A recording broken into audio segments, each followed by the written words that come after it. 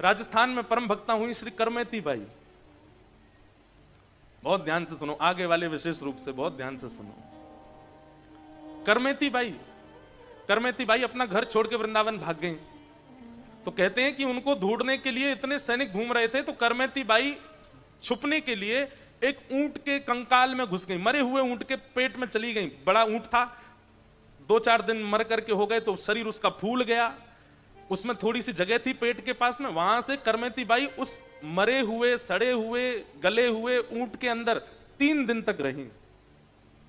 और 3 दिन बाद जब देखा कि सेना लौट गई, तब वृंदावन गई। तो जब करमेती बाई की बड़ी ख्याति हो गई, तो ब्रज के कई संत उनके पास जाते सत्संग करने। एक संत ने पूछा, हमने सुना है कि जब आप वृंदावन आ रही थी तो 3 दिन सैनिकों से बचने के लिए आप ऊंट के पेट में रही, मरे हुए ऊंट के कंकाल में आप छुप करके 3 दिन तक रही,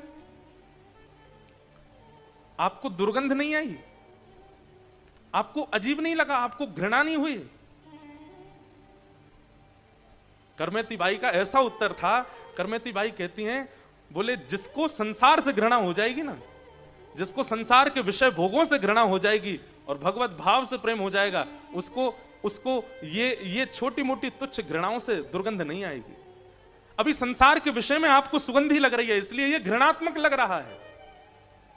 पर जिस दिन भगवत मिलन की कामना, भगवत मिलन की इच्छा चित्त में होगी और संसार का विषय घृणात्मक लगने लगेगा, उस दिन ऊंट का कंकाल, शरीर की दुर्गंध, इन सब से कोई फर्क नहीं पड़ेगा।